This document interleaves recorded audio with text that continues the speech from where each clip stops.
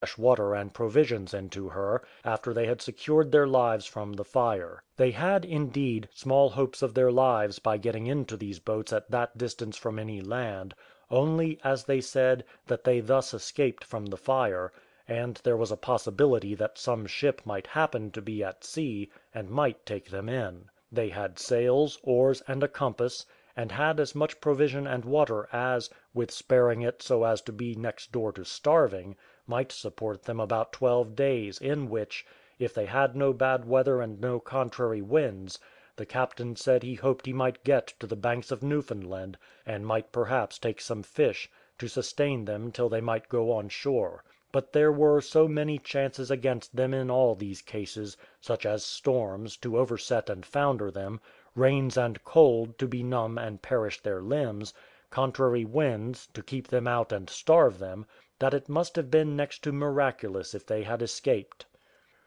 In the midst of their consternation, every one being hopeless and ready to despair, the captain, with tears in his eyes, told me they were on a sudden surprised with the joy of hearing a gun fire, and after that 4 more. These were the 5 guns which I caused to be fired at first seeing the light. This revived their hearts, and gave them the notice, which, as above, I desired it should, that there was a ship at hand for their help. It was upon the hearing of these guns that they took down their masts and sails; the sound coming from the windward, they resolved to lie by till morning. Some time after this, hearing no more guns, they fired 3 muskets, one a considerable while after another; but these, the wind being contrary, we never heard. Some time after that again they were still more agreeably surprised with seeing our lights, and hearing the guns, which, as I have said, I caused to be fired all the rest of the night. This set them to work with their oars, to keep their boats ahead, at least that we might the sooner come up with them; and at last, to their inexpressible joy, they found we saw them.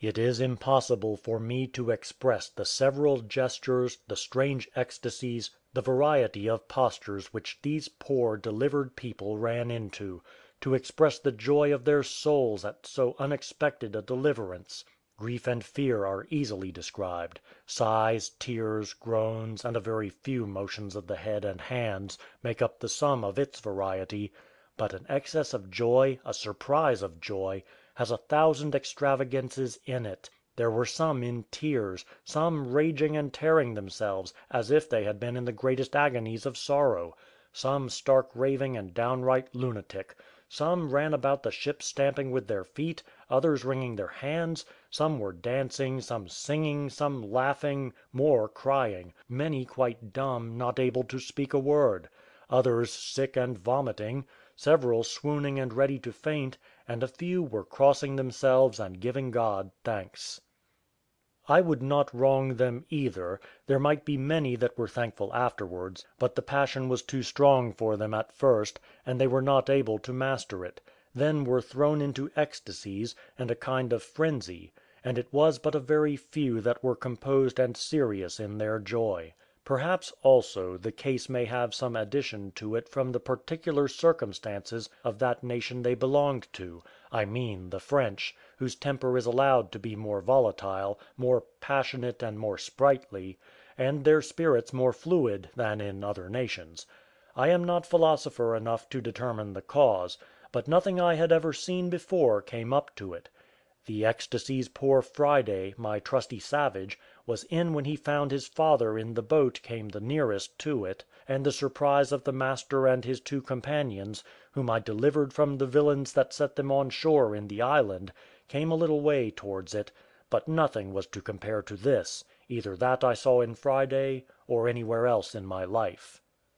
It is further observable, that these extravagances did not show themselves in that different manner I have mentioned in different persons only, but all the variety would appear, in a short succession of moments, in one and the same person.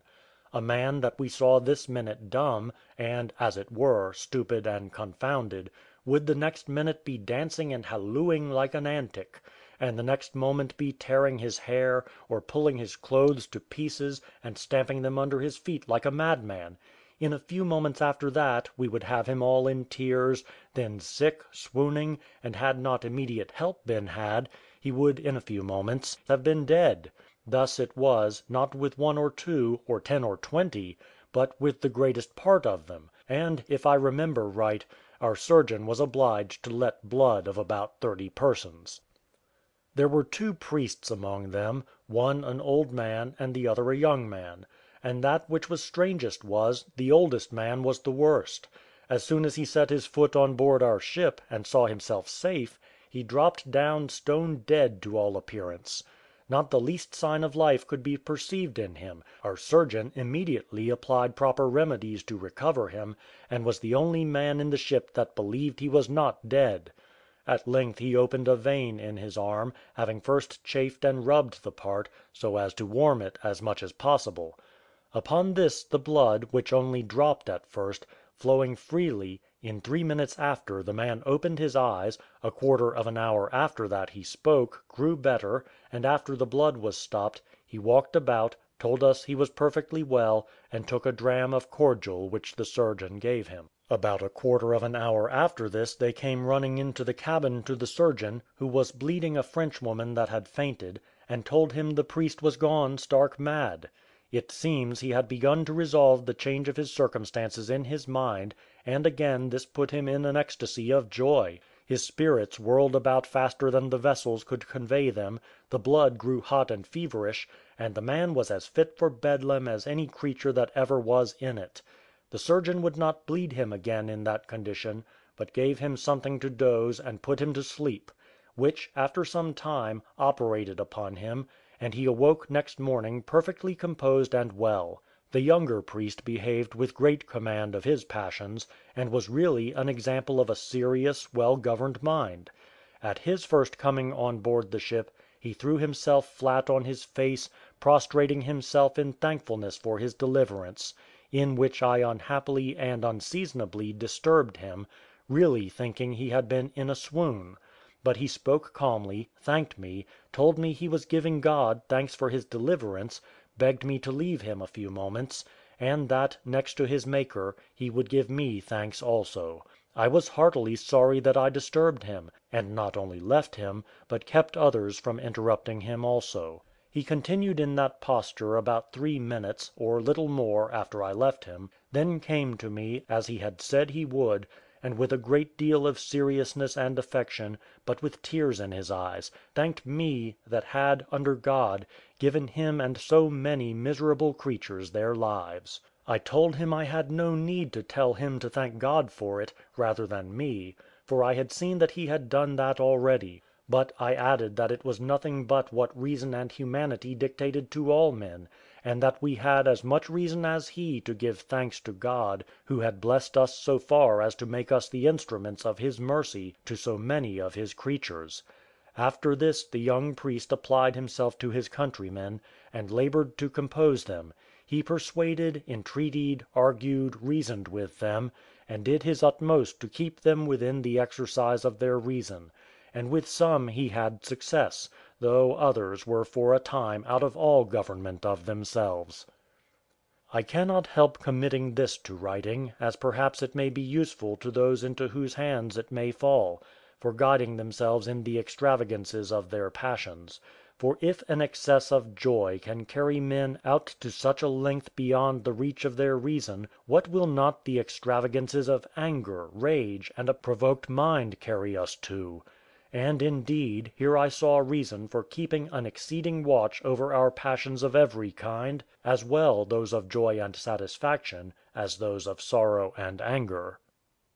We were somewhat disordered by these extravagances among our new guests for the first day; but after they had retired to lodgings provided for them as well as our ship would allow, and had slept heartily, as most of them did, being fatigued and frightened, they were quite another sort of people the next day. Nothing of good manners, or civil acknowledgments for the kindness shown them, was wanting. The French, it is known, are naturally apt enough to exceed that way. The captain and one of the priests came to me the next day, and desired to speak with me and my nephew, the commander began to consult with us what should be done with them; and first they told us we had saved their lives, so all they had was little enough for a return to us for that kindness received. The captain said they had saved some